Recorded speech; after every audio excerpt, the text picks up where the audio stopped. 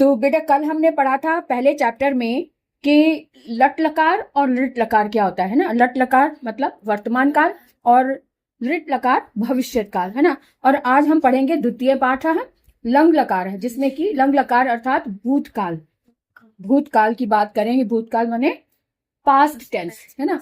अब ये प्रथम पुरुष लंग लकार में प्रथम पुरुष देखेंगे पहले हम।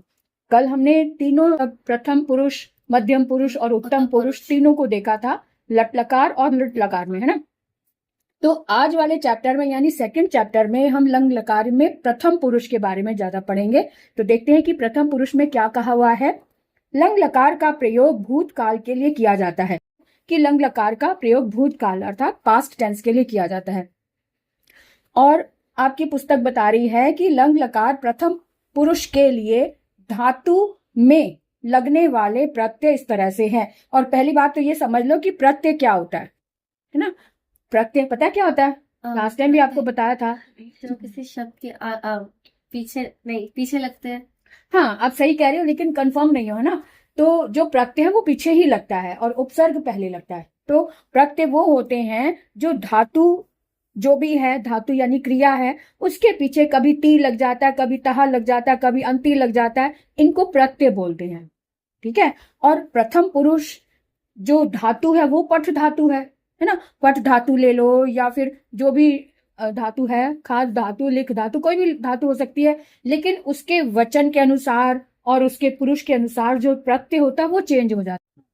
अब जैसे यहाँ पर आपको एग्जाम्पल के रूप में ये देखो, एक वचन, द्विवचन, बहुवचन, एक कॉलम बना हुआ है, इसको ध्यान से देखो। ये कॉलम है, ये कॉलम बना हुआ है एक वचन, द्विवचन और बहुवचन, यानी प्रथम पुरुष का ही है, लेकिन तीनों वचनों में ये बताया हुआ है।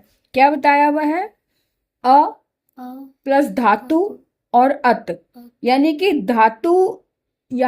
धातु जो है ये मूल शब्द है और इससे पहले अ लगा हुआ। अ का मतलब उपसर्ग और बाद में जो लगा वो प्रत्यय होता है। इस तरह से आगे देखें, यहाँ पठ धातु है, धातु के नीचे पठ ना, पठ धातु है, तो पठ में अ लगा है तो ये उपसर्ग हो गया, अपठ हो गया, है ना। और इसका जो प्रत्यय है वो अत हो। इनको जब मिलाएंगे तो क्या बना? अपठत। ये जो अ है ना वो इस ठ में मिल जाएगा, क्योंकि ठ में हल लगा हुआ है। हल का मतलब है कि इसमें स्वर नहीं है, तो इस स्वर को इसमें जब मिला लेंगे तो ये हल हट जाएगा, तो ठ पूरा बन जाएगा। तो अपठत, अपठत ये बन गया। तो लंग लकार में भूतकाल की बात होती है और अपठत जब लग गया तो इसका मतलब पढ़ा। ये भूतकाल प्रथम पुरुष एक वचन का रूप है। इतनी बात क्लियर हुई? हाँ, इसके रूप ही ऐसे चलते हैं जिसमें अ लग गया और लास्ट में त लग गया, त हल वाला। जैसे आपने इंग्लिश में टेंस देखे होंगे, जैसे कि डू, डिड, डन, है ना। डू डिड होता है ना, तो डू फर्स्ट फॉर्म होती है, सेकंड फॉर्म में डिड आ गया, डिड मतलब किया। ऐसे ही यहाँ पर इसकी फर्स्ट फॉर्म क्या होती है? पठ टी, पठ होता है, लेकिन उसमें टी प्रत्यय लगता है। किसे हमें पता चला कि ये प्रेजेंट टेंस है, लेकिन टाकर हमने शुरू में अ लगा दिया और लास्ट में अत लगा दिया, तो ये प्रथम पुरुष का एक वचन का अपठत लंग लकार का बन गया, लंग लकार का रूप बन गया। लास्ट में मतलब वही लगता है? नहीं, सब में थोड़ी अलग अलग। अ सब में लगेगा, लेकिन प्रत्यय जो लास्ट में लगा ये थोड़ा चेंज हो जाएगा। ये अत यानी पठत, अपठत। यहाँ पर द्विवचन में अताम, ये अ धातु और अताम लग जाएगा, तो बन जाएगा अपठताम। ये जो अ है ये इसमें मिल गया, ठ पूरा बन गया और ताम, अपठताम, अपठत, अपठताम, अपठन। यहाँ पर अन्न लग जाता है, बहुवचन में अन्न लगता है, तो बन गया अपठ अन्न, अपठन, है ना। तो इसका रूप क्या बना? एक वचन में अपठत, द्विवचन में अपठताम और बहुवचन में अपठन। समझने थोड़ा सा समय लगेगा आपको, है ना, क्योंकि अभी तक हमने लंग लकार नहीं पढ़ा था। ठीक है, ये फर्स्ट टाइम आप लंग लकार पढ़ रहे हो, इसलिए आराम से, जल्दबाजी नहीं है, कोई बात नहीं, आराम से पढ़ेंगे हम। लेकिन इसको समझो कि इसमें अ लग गया, अप्रत्यय, अ उपसर्ग लगा है। शब्दों में अ लगता है? हाँ, भूतकाल में यानी लंग लकार में लगता है। अगर गम धातु हो तो अगच्छन, गच्छ की तरह चलते ना उसके रूप, तो अगच्छत। ये जो लास्ट में ये सब वैसे ही लगेगा, सिर्फ पठ की जगह पर गच्छ बन गया, गम धातु है क्या, तो अगच्छत, अगच्छताम, अगच्छन, इस तरह से बन जाएगा। ये जो प्रत्यय लगा ना, ये सब सेम होगा सभी में, बस ये बीच की धातु जो हमें चाहिए वो वाली उसकी जगह लगा देंगे, है ना। तो प्रथम पुरुष में एक वचन में अपठत लगा पठ धातु में, और द्विवचन में अपठताम बन गया, और बहुवचन में अपठन हो गया। इसका मतलब एक ने पढ़ा, दो ने पढ़ा और अनेक ने पढ़ा, सभी ने पढ़ा, है ना, ये हो गया। अब इसको अगर हम इसमें वाक्य में पिरोए तो क्या होगा, सह अपठत यानी उसने पढ़ा, तौ अपठताम, द्विवचन में तौ आता ना, तौ अपठताम उन दोनों ने पढ़ा, और बहुवचन में ते अपठन उन सब ने पढ़ा। ठीक है, इतनी बात समझ आई ना। तो इसके रूप भी हमने साथ साथ देख लिए और इसके सेंटेंस भी देख लिए। सह अपठत उसने पढ़ा, तौ अपठताम उन दोनों ने पढ़ा, ते अपठन उन सब ने पढ़ा। जो बहुवचन होता है ना उसमें न लग जाता है लास्ट में, यानी अन लग जाता है बहुवचन में। अब इसी को ध्यान में रखते हुए अब आगे जो पिक्चर दी हुई है उसको हम पढ़ेंगे। बालिका, अब सहा था यार, सहा की जगह हमने बालिका लगा दिया। बालिका, जितने भी नाम होते हैं वो भी प्रथम पुरुष में माने जाते हैं ना, तो इसलिए बालक भी प्रथम पुरुष एक वचन में। बालिका अपठत, बालकौ अपठताम, बालिकाः अपठत, है ना। बालिका, अब यहाँ पे ये पुल्लिंग था, अब यहाँ पे स्त्रीलिंग आ गया। बालिका अलिखत। अब ये बताओ कि स्त्रीलिंग की क्या पहचान बताई थी मैंने आपको। मैम स्त्रीलिंग शब्द में लास्ट में आ की मात्रा लास्ट में आ की मात्रा लगती है बिना विसर्ग के, है ना, एक वचन में। तो बालिका आ की मात्रा लगी हुई है इसलिए ये स्त्रीलिंग है। बालिका अलिखत। अब यहाँ पे देखो ये लिख धातु आ गया, लेकिन है वही, प्रत्यय भी वही लगा हुआ और उपसर्ग भी वही लगा, अ और अत। यहाँ पे भी अ और अत लगा था, बस पठ की जगह लिख आ गया। बालिका अलिखत, बालिके अलिखताम, पठताम अलिखताम, द्विवचन में ताम लग जाता है लास्ट में, बालिके अलिखताम, और बालिका बहुवचन में बालिका अलिखन, है ना, सेम है ना सब। प्रत्यय जो लगा हुआ है लास्ट में वो सब में सेम ही लगेगा, सिर्फ धातु बदल जाएगी। धातु, लिख धातु चल रही है तो लिख आ गया, पठ चल रही तो पठ आ गया, वध है तो वध आ गया, बस ये इसके अनुसार, लेकिन प्रत्यय जो लगा वो वैसा ही रहेगा, है ना। अब आगे देखें कि सुनैना दुग्धम अपिबन। अब यहाँ सेंटेंस थोड़ा सा बड़ा हो गया, है ना, यहाँ पर कर्म भी आ गया। सुनैना दुग्धम अपिबत, सुनैना दूध पीती है, पीती है नहीं, ये भूतकाल है ना, लंग लकार है, पिया, सुनैना ने दूध पिया, है ना। शारदा सुनैना च दुग्धम अपिबताम, दो जने आ गए, शारदा और सुनैना ने दूध पी लिया या पिया, है ना। तरुणा शारदा सुनैना च, तरुणा शारदा सुनैना च दुग्धम अपिबन, तरुणा शारदा। अब यहाँ तीन जने आ गए, और सुनैना ने दूध पिया। चश्मा लगाते ना, तो लगाया क्यों नहीं? लाई नहीं आज। अरे तो बिना कैसे पता चलेगा इसके? भूल गई लाना। और चश्मा भी कोई भूलता है? पिया। तरुणा शारदा सुनैना, यहाँ पे जब दो नाम हो गए इसके पहले ये जो च होता है ना, एक से पहले इसको और बोलते हैं। तरुणा शारदा और सुनैना ने दूध पिया, अब ये बहुवचन की बात हो गई। अब आगे देखें, अध्यापिका, अध्यापिका कक्षाम अगच्छन। अब यहाँ पे कक्षाम में भी स्त्रीलिंग है, कक्षा स्त्रीलिंग होता है ना, तो इसमें यहाँ पर रूप लगे हुए हैं, शब्द रूप, ये भी शब्द रूप, ये भी शब्द रूप, लेकिन यहाँ पर प्रथमा विभक्ति है और यहाँ पे कक्षाम, कक्षा भक्ति में आम लग जाता है ना, बालकम, है ना, लताम। तो यहाँ पे कक्षा को यानी कक्षा की ओर, अध्यापिका कक्षा की ओर। यहाँ पर ध्यान दो बेटा, एक तो अ लगता है और एक आ होता है, यहाँ पर आ लगा हुआ, आ का मतलब आना, है ना। जब खाली आ लगता है ना, आ का मतलब आना, जैसे गम है, आगम, गम जाना, आगम आना। सिर्फ गम धातु के साथ ही आ लगता है? नहीं, किसी में भी लग सकता है। अब यहाँ पे जाना और आना गम में ही आता है ना।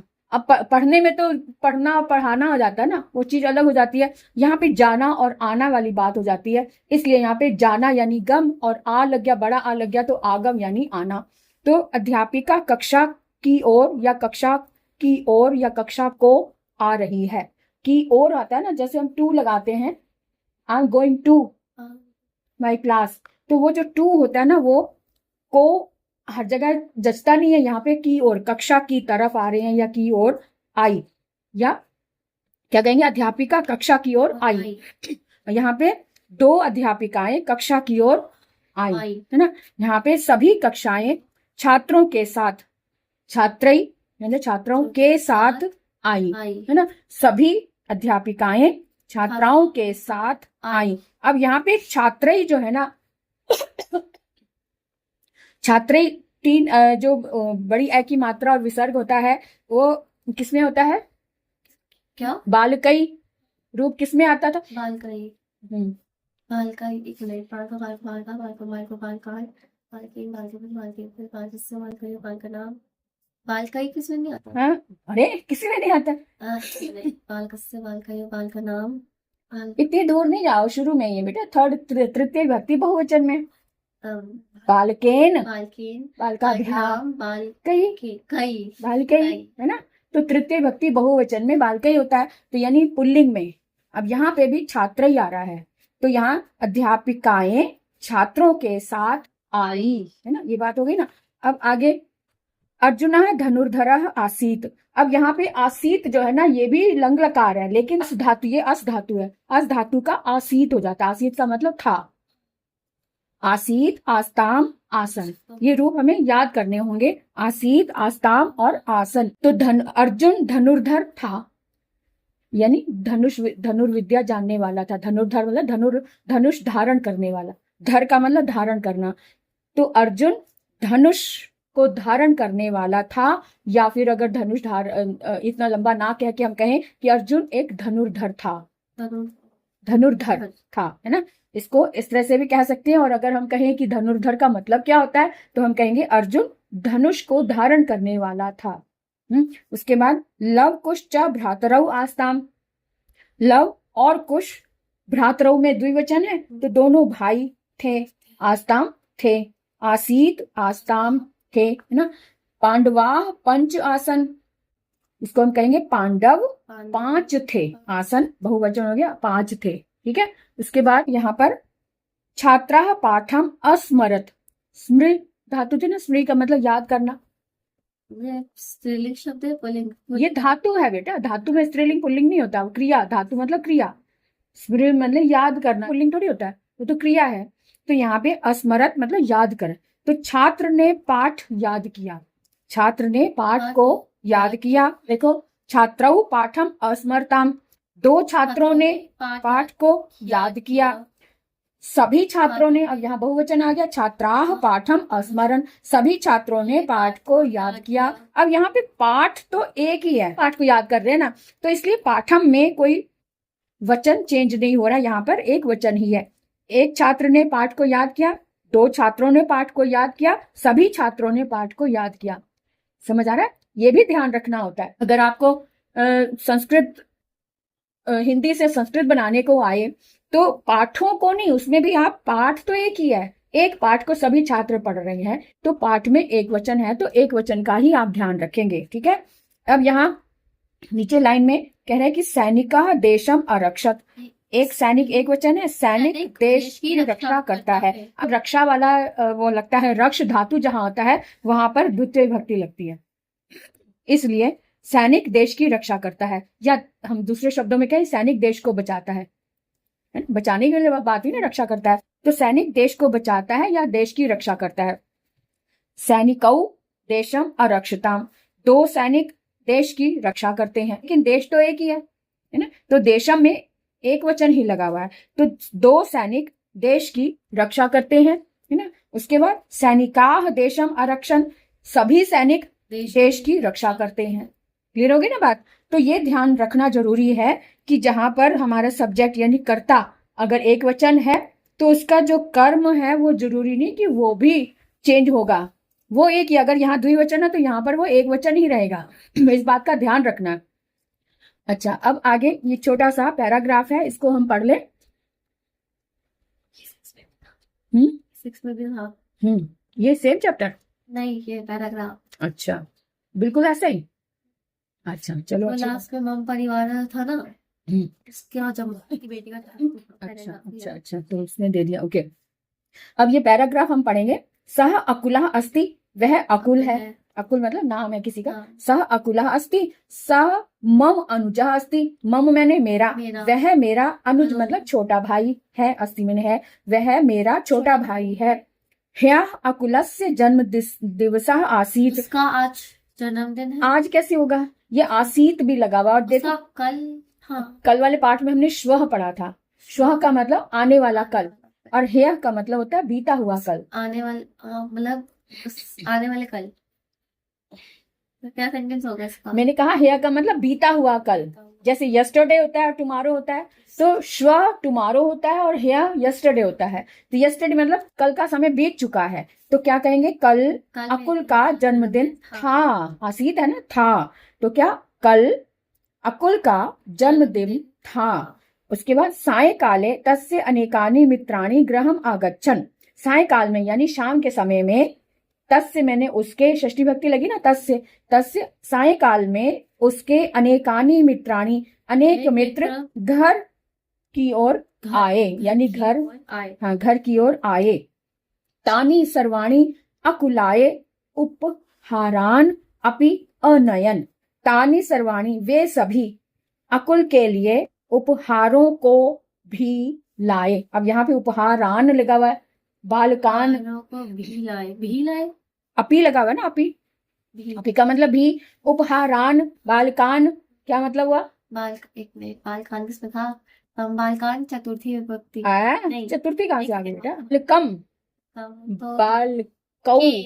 बालकम, बालकौ, बालकान, द्वितीय विभक्ति बहुवचन है ना, तो बहुवचन में को लग रहा है, द्वितीय विभक्ति में को लगता है ना, तो उपहारों को भी लाए, वे सभी अकुल के लिए उपहारों को भी लाए ना। सह केकम अकृंतत, तो उसने केक को काटा, तो दीपिका और सुंदर ने गीत को गाया, यानी एक गीत को गाया। सर्वे नृत्यम अपि अकुर्वन्, सभी ने नृत्य भी किया, अकुर्वन् सभी ने नृत्य भी किया। रात्रौ रात्रि भोजः भवति स्म, रात्रौ मतलब रात में के समय में, रात्रि भोजः भवति स्म, जब इस तरह से स्म लगता है ना, उसका मतलब था होता है, होता था। रात्रि में रात्रि भोज ना, मतलब डिनर जिसको बोलते हैं, रात को रात्रि भोज, रात का भोजन, रात्रि भोज होना था। अंततः ते सर्वे स्वगृहं गच्छन्ति स्म, इसलिए वे सब अपने घर चले गए थे, है ना। शाम को बर्थडे पार्टी को जन्मदिन में कहते, पार्टी को या उत्सव तो ये आपका चैप्टर पूरा हो गया इस तरह से।